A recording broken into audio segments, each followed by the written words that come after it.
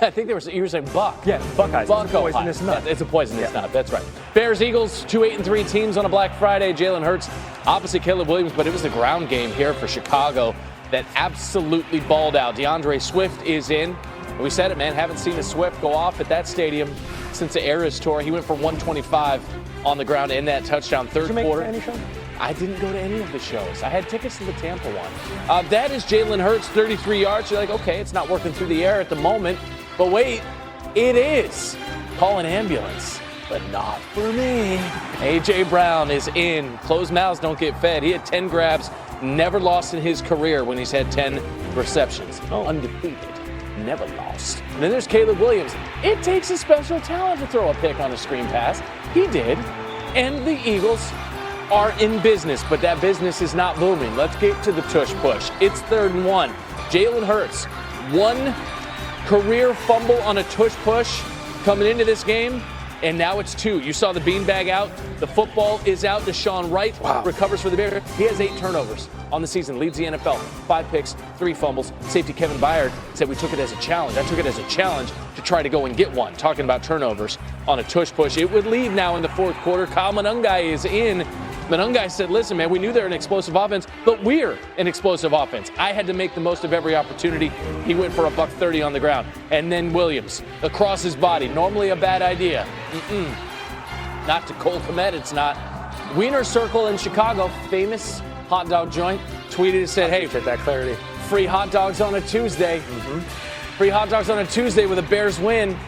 Hey, man, Caleb Williams said no hot dogs yet. Hold on. He found A.J. Brown, who had a season-high 10 grabs, 132 yards, and 2 touchdowns. But Caleb Williams would put it in the deep freeze with that scramble. Wow. The Bears have swept the NFC East, and they've won 5 in a row. And the Eagle fans are nonplussed. What did he say? Something, I don't know. Santa, I know him. Let's hear from Caleb and Ben Johnson.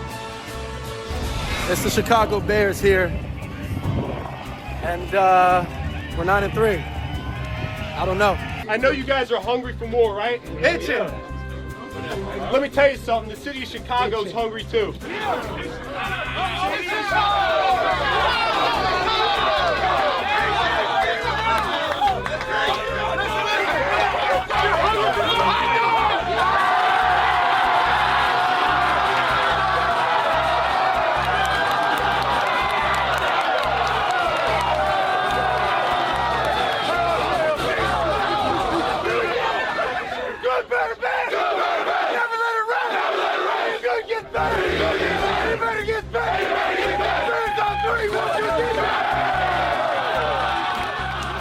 You knew as soon as the visor came off, that shirt was going off. Coach has a creatine guy.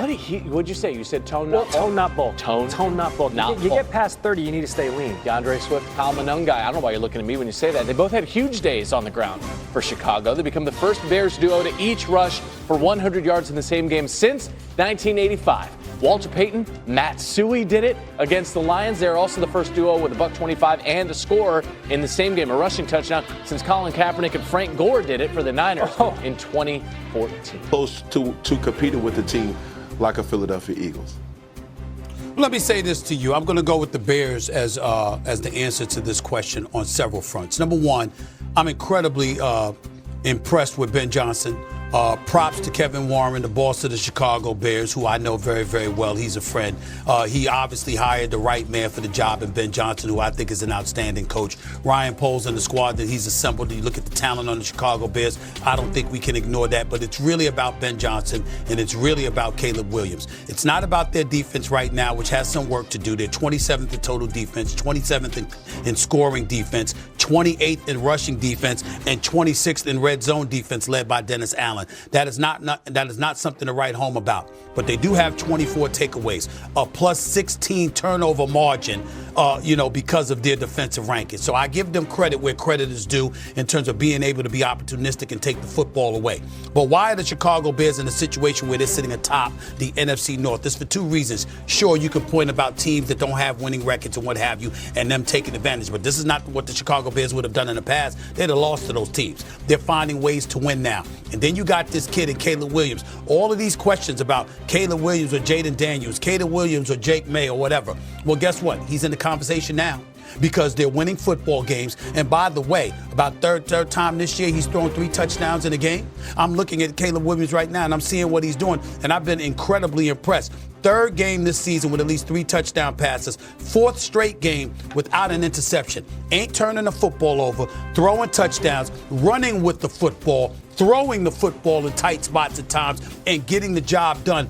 Being opportunistic, I'm looking at all of those things, and I'm saying, okay, we're going to find out about the Chicago Bears as the season wanes, because after Philly, you got 2 games against the Packers. You got 1 against San Francisco. You got a season finale at home versus the Detroit Lions, okay? You got all of that going on, a game you want to avenge the way they blew you out the 2nd game of the season. I get that part. And you got a game against the Browns, who are no slouches defensively. But I'm saying to you, at this particular moment in time, we got to stand up and give the Chicago Bears credit.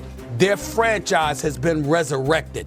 They are relevant now. And that is not something we anticipated we were going to be saying this early about the Chicago Bears. They ain't a damn soul that thought they would be in first place in the NFC North right now.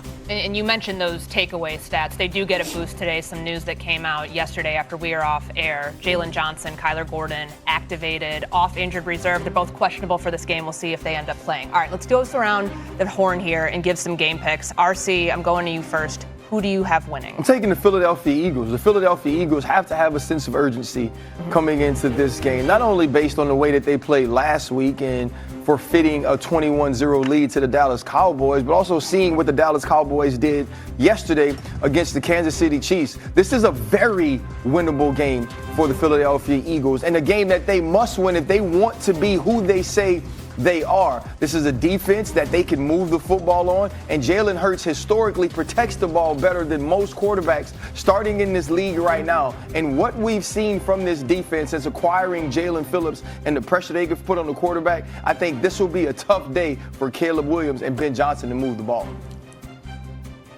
Cam? Yeah, I second that. I'm going to go with the Philadelphia Eagles because one of the main things that the Chicago Bears have been undeniable at is, creating turnovers.